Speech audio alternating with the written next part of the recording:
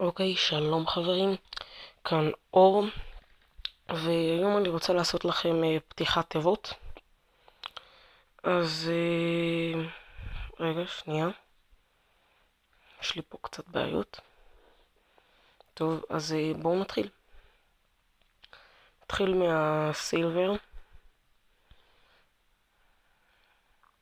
50 גולד, אינפרנו ו8 רויאל ג'יינט. נעבור לסילבר הבא, 51 גולד, 3 רויאל ג'יינט ו6 ברבריאנס. סילבר צ'סט הבא, 57 גולד, 4 ברבריאנס, 5 טסלה.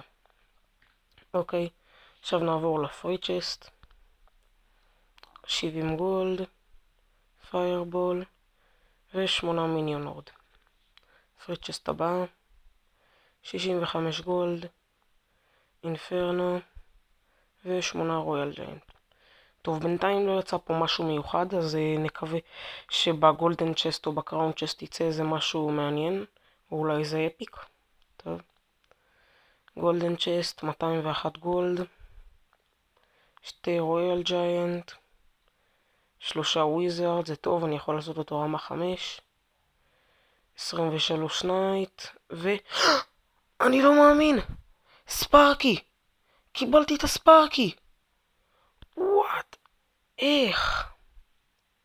טוב, בואו נמשיך לקראון צ'סט, גולד, ג'יימס, רויאל ג'יינט, פייר ספיריטס, 6 אליקסר קולקטור וגולם. טוב חברים, אני פשוט לא מאמין.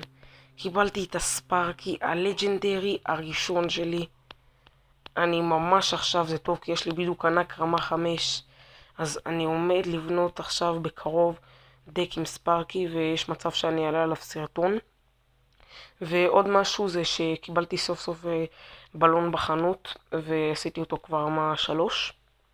אז טוב, מקווה שנהנתם חברים, ויאללה ביי.